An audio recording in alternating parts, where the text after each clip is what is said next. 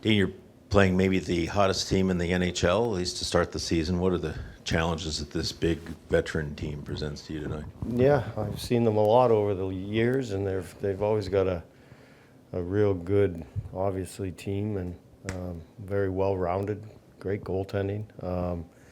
They present challenges in all three zones. It's gonna be a great game, great challenge for our group.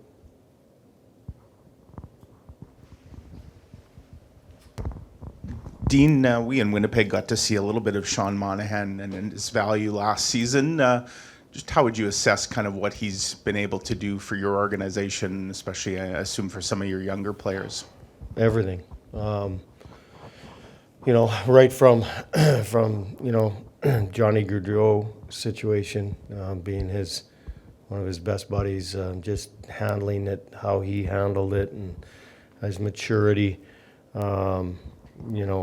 and then leading that into like the hockey end of it was he's just a calm presence, just a veteran guy that goes about his business and good in all areas, great in the room, team first. He's been a perfect fit. Any lineup changes tonight, and who will be your goalie? Yes, Voronkov will play tonight. LeBanc will come out, and Elvis will play goal. With Juracek, with the back-to-back games, is there a possibility you can play him in, or is it a situation you're doing so well right now that's going to be tough for him to crack the lineup? Yeah, tough calls for us to get people involved, and certainly Yuri is discussion daily, right? Do we want a guy sitting out, several games in a row? No, of course not. Do you change the lineup if things are going well? Sometimes you do, sometimes you don't. So yeah, there's conversations, and is there a chance? Yeah. Dean, when in your career would you have considered yourself a rookie coach? Was that in the W? Was it when you were in the A? Or? Oh, definitely in the Western League. Yeah, I had no idea what I was doing. I was a player assistant coach with Andy Murray for a full year with Team Canada, and thought I was ready, but I played more than I actually. I ended up playing a couple of years in Europe after I coached with Andy, and he prepared me very well. But you're not prepared. You're not ready, to handle just different situations. Once you go through, as in life, you go through different situations, and you make mistakes, and you learn from them. And when they come up again, hopefully you don't make that same mistake, right? And 100%. When I first got the job in Kamloops, I wasn't even close to being ready. When is there a time when you thought, okay, I'm ready now?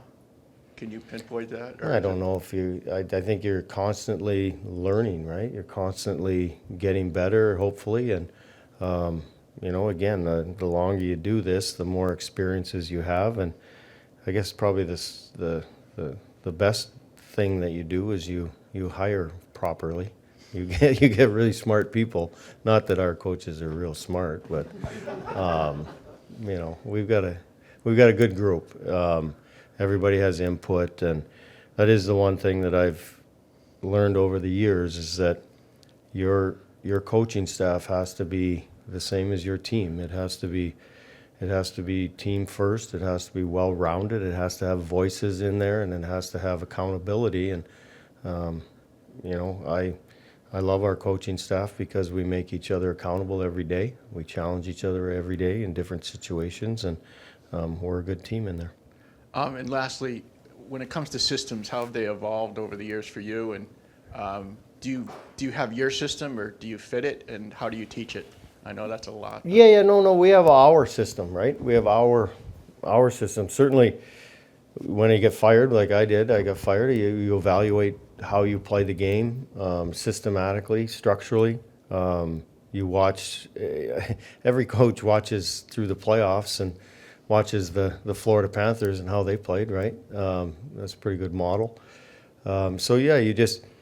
And then you bring it into the coaches' meetings before every season, not just if you've been on a team for several years, you want to put tweaks in there to make your hockey club, hopefully make your hockey club better. So we sat down as a staff, and I didn't know a few of the guys from before, and we figured out our system to fit our team here.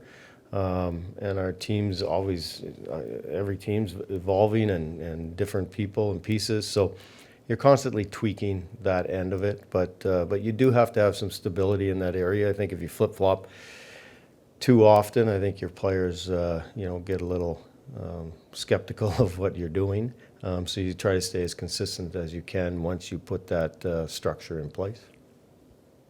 Just going back to Voronkov, what does it mean to get that big body back in your lineup tonight? Yeah, pro obviously, and a guy that, like you said, is a big body, good size, gets to the net, does a lot of the things that we want our hockey club to do, and it's going to take him some time, probably even more than most because of that big body. But he's been training his butt off. I know he's definitely tired of skating with all our assistant coaches, so that's probably pushed him into the lineup quicker than anything. But yeah, no, we're looking forward to having him back. He's a good presence, and although he doesn't speak English to you guys a lot, he's got a real good presence in that room. He's very well liked, and he fits in well. Are you surprised by how quickly he's returned? No, because I had no perception of how long he was supposed to be out, right? I mean, how do you know?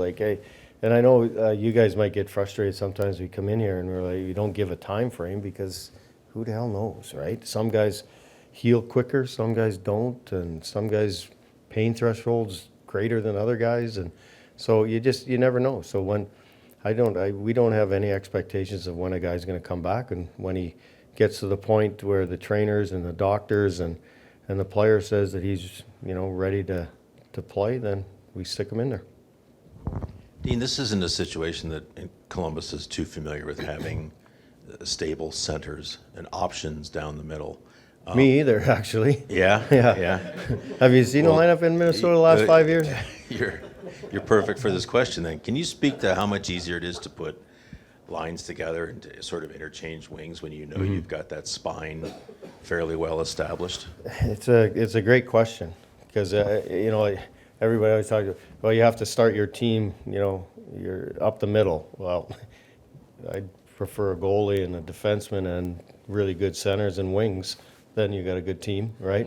So I don't know what the hell comes first, but to your point of having solid center icemen or guys that we now have on the wall that are natural centers, it's a wonderful problem to have, right?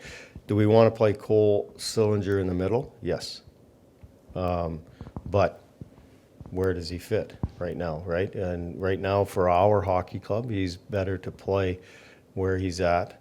But yeah, it's fantastic to have to look at the board and go, geez, we could put that guy there, right? So it's a great problem to have. I know coaches always like to have hard decisions to make with their lineups. That means you got a good team.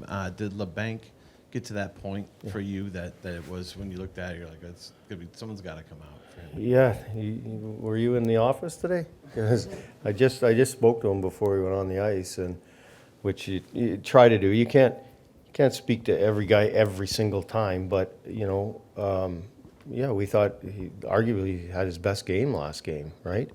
And so it's difficult to talk to a player and say, you play probably your best game, but guess what? You're not playing tonight. It's tough.